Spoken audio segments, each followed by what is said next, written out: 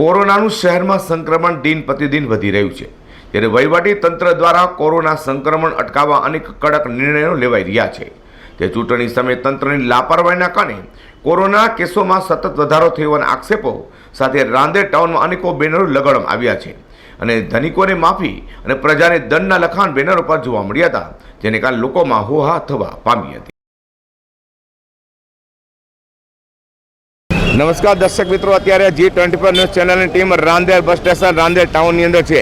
અહીંયા ઠેર ઠેર બેનરો મારવામાં આવ્યા છે, તેમાં લખ્યું છે કે ચૂંટણીઓ અને સભાઓ અને રેલી કરવી હતી ત્યારે કોરોના નહોતો, તો હવે કોરોના શા માટે?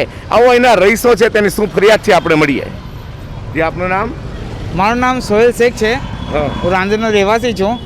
હાલમાં સુરત મહાનગરપાલિકાની જ્યારે ચૂંટણીઓ થઈ હતી ત્યારે નેતાઓ દ્વારા મોટી મોટી જાહેર સભાઓ અને રેલીઓ કરવામાં આવી હતી।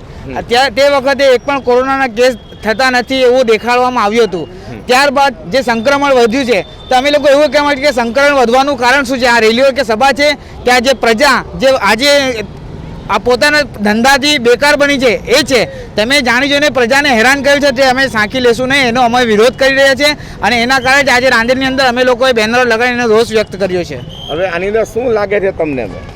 સુરત મહાનગરપાલિકામાં હાલમાં જે આંકડાઓ વધારવામાં આવે છે, હું એક જ આક્ષેપ કરીશ કે લાસ્ટ યર જે ફર્સ્ટ કોરોનાનો એક વ્યવ ચાલ્યો હતો તે વખતે આંકડાઓ છુપાવવામાં આવ્યા હતા અને આ વખતે આંકડાઓ વધારીને બતાવવામાં આવી રહ્યા છે। તો સુરત મહાનગરપાલિકા સૌથી પહેલાં તો પોતાના અધિકારીઓ સાથે સમન્વય કરે, પોતાના જે નિર્ણય લેવા છે તે સુરત મહાનગરપાલિકાના નિર્ણયને કમિશનર કબૂલ કરતા નથી અને માર્ક્સ પેટે દંડ લેવાનું કહે છે અને મેયર એમ કહે છે કે માર્ક્સ લેવામાં આવશે નહીં।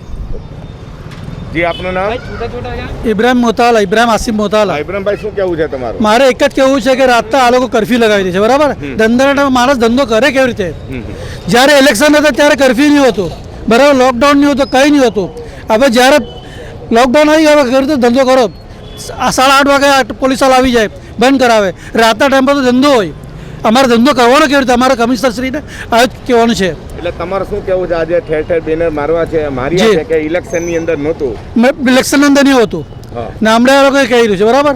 પણ અમારે કરવું કેવી રીતે? હવે રમજાન માસ બી ચાલુ થાય છે, કાલે મોટી રાત છે, બરાબર? એ લોકો જાહેર કહી રહ્યા છે કે ભાઈ કબ્રસ્તાનમાં 8:30 વાગે ટાલા મારી દેવા, અમારે રાતના જતા કબ્રસ્તાનમાં જવાનું, ફાતે દોરત કરવાનું, તો કેવી રીતે કરવાનું? અમારે એટલું કેવું છે। મિત્રો, રાંદેરની અંદર અત્યારે G24 ન્યૂઝ ચેનલની ટીમ છે, અત્યારે લોકોમાં આક્રોશ છે, તેઓ કહી રહ્યા છે કે અહીંયા ઠેર ઠેર બેનર પણ લગાવવામાં આવ્યા છે, કહી રહ્યા છે કે જ્યારે ઇલેક્શન હતું ત્યારે તે લોકોને અંદર રેલીઓ સભાઓ કરવામાં આવી, પરંતુ અત્યારે એ લોકો હવે એ બધું પૂરું થઈ ગયા પછી કહે છે કે હવે કોરોનાનો વધારો છે, તો શા માટે? અહીંયા આપ જોઈ રહ્યા છો કે અમુક લોકો જે છે પોતે અત્યારે અંદરથી બોલવા માંગે છે પણ બોલી શકતા નથી। આવો એક મિત્ર છે આપણે તેમને, આપનું નામ? ઇમરાન। ઇમરાનભાઈ, શું કહેવું છે આપનું? બસ એ કેવું છે, અત્યારે કર્ફ્યુનો અત્યારે 8:30નો ટાઈમ છે, 9 વાગ્યાનો ટાઈમ છે, 8 વાગ્યામાં આ લોકો બંધ કરાવી દે છે, એનું કારણ?